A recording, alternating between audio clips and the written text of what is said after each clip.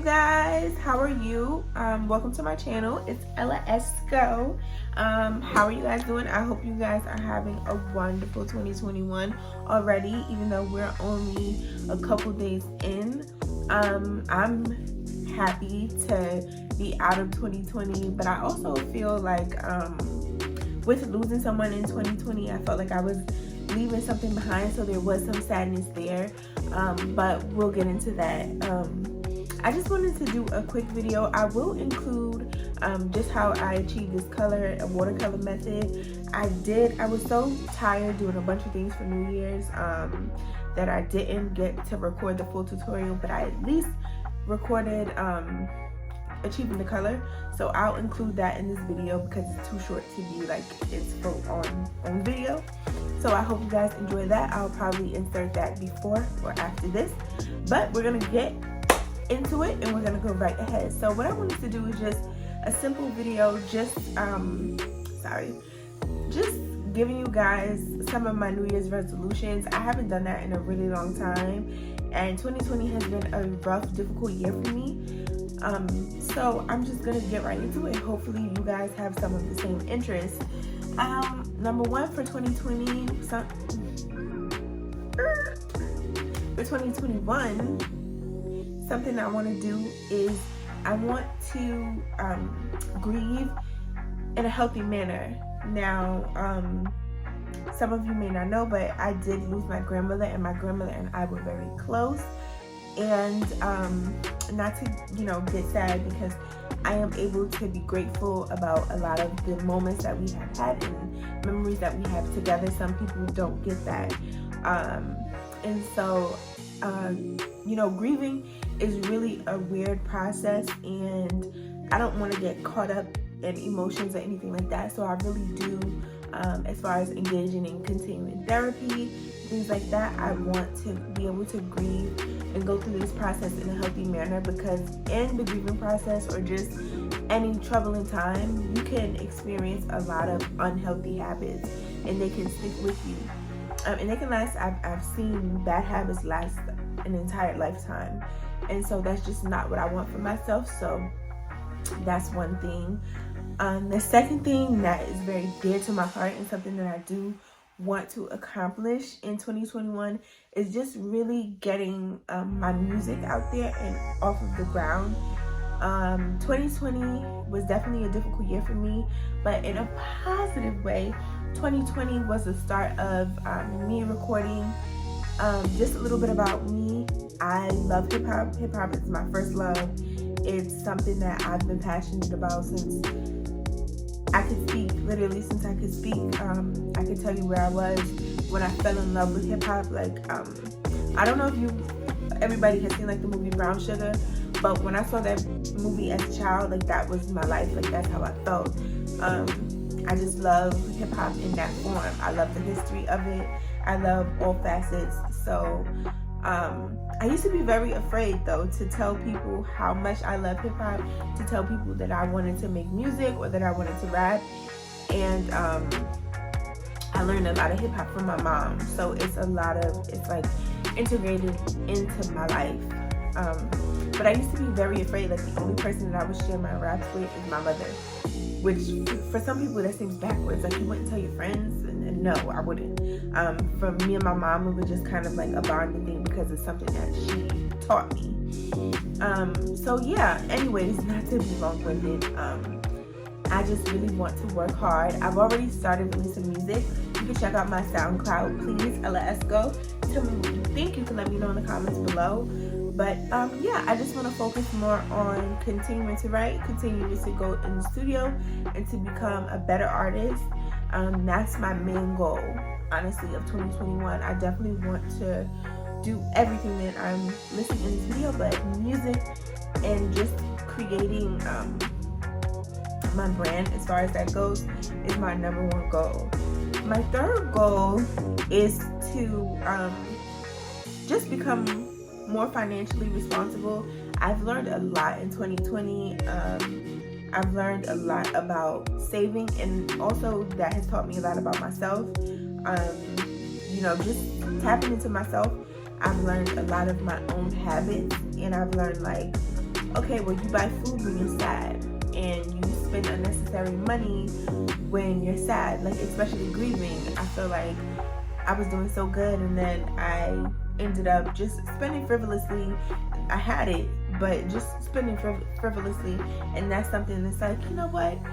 You do have it, and you didn't go broke. You're not young, like, you know, you're not young-minded like you used to be before, but it's still better to be just so responsible that even when you're in pain or something like that, you still won't tap into your resources in that way.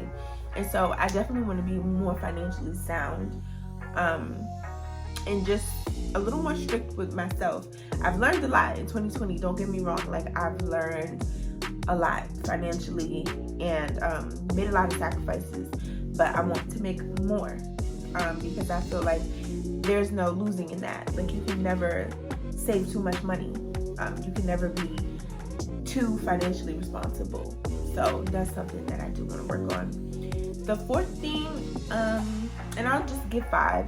The fourth thing that I want to do is branch out my creativity as far as YouTube. I really want to help I really want to just grow my brand with YouTube as well. I really enjoy YouTube because it allows me to be extremely creative, especially the older you get, when you have to get jobs that you don't necessarily like, especially while being a creative. You have to sacrifice a lot of who you are. Anybody who knows me knows that I've been dyeing my natural hair since I was about 12 years old, and I've always had pink hair, blue hair. My hair has always been a million different colors, not just like with frontals. My hair has always been different colors. I've always been a person who likes to visually express themselves, and as you get jobs or you just go into like the adult world, you have to sacrifice a lot of those things, and so starting YouTube has been a great outlet for me because it allows me to still do everything and show people what I'm good at.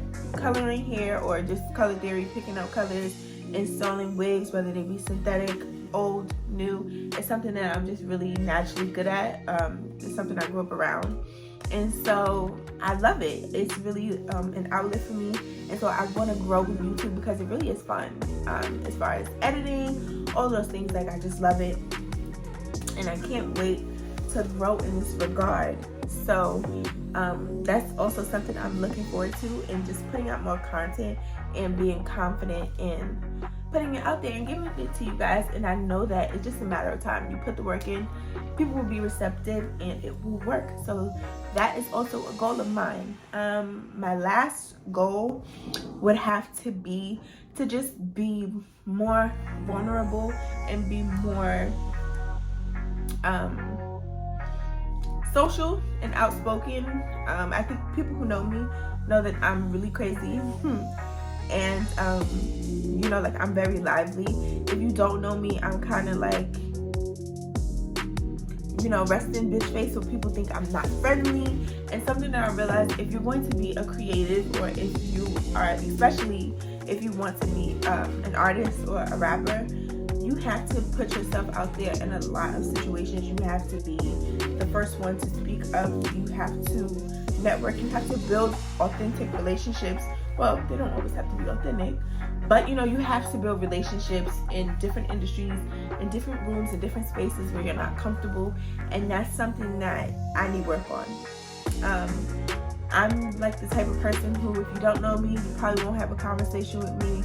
I speak when spoken to, especially with women can think that I'm very standoffish, but I'm not. You just have to, I'm just kind of like if you don't know me, I won't reach out to speak to you. And I know a lot of people who are like that, but it can be a detriment in the future when I'm trying to network and brand, because you never know who can help you. For one, not that you should only be speaking to people with the idea in mind that they will help you with something, because that isn't right either. But you know, you just don't want to miss any opportunities or any great relationships by you not being outspoken or vocal. So that's something that I do want to work towards, and I'm actually using YouTube and things like Clubhouse as an outlet for that, because I feel like people can authentically get to know me when you speak or when you release specific content, even Instagram in certain ways. So I'm just working on being more vulnerable, allowing people to see me and who I am authentically. Like, if you were my best friend, what would you see? And so I'm looking forward to just putting out content that allows people to read through that, who I am. And if you like it, you'll mess with it. So yeah, I didn't want to make this video super long. I just wanted to let you guys know some of my personal goals for 2021, and you hold me accountable, and hopefully when it's December 31st of 2021, I will have achieved, if not all, most of the things on my list. So I hope you guys stay tuned. Don't forget to comment, like, and subscribe. And in the comment section below, let me know some of your goals. We can chit chat. Let me know some of your personal goals. Let me know if there was something that you even accomplished in 2021, even though there was a pandemic, there was a lot going on. Let me know. Okay, I love you guys. Don't forget to comment, like, subscribe, and turn your notification bell on so you'll know when I post. Bye. Hey y'all, what's up? So I'm just coming today with this watercolor method tutorial. It's going to be really quick because I didn't get to record the entire thing, but at least you guys will get to see how I created this color. So my base is going to be Sweet Mint by Adore. Then I'm just taking a few drops of Kiss Tintation Limelight just to add some vibrancy to the color. And then I'm going to add a few drops of Adore's Jade because I'm going for like a vibrant sweet mint color, but I also wanted to be like kind of giving off like a sky blue kind of color. So I'm just adding those three colors together, and I'm going to put them in warm water, of course, and then I'm going to just dip my unit in and you'll see the results.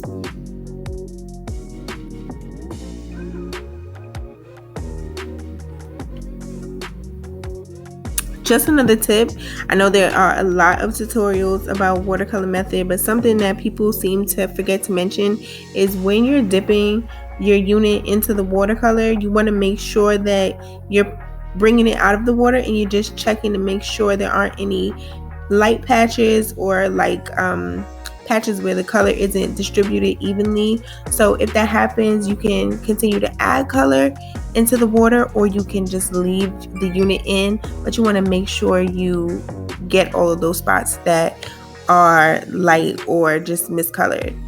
It's really important to make sure your color looks professional. This is just me showing the hair blown out and straightened off camera. That's why my backdrop is all messed up. And right here, this is just me showing the final look. I hope you guys really enjoyed. Bye.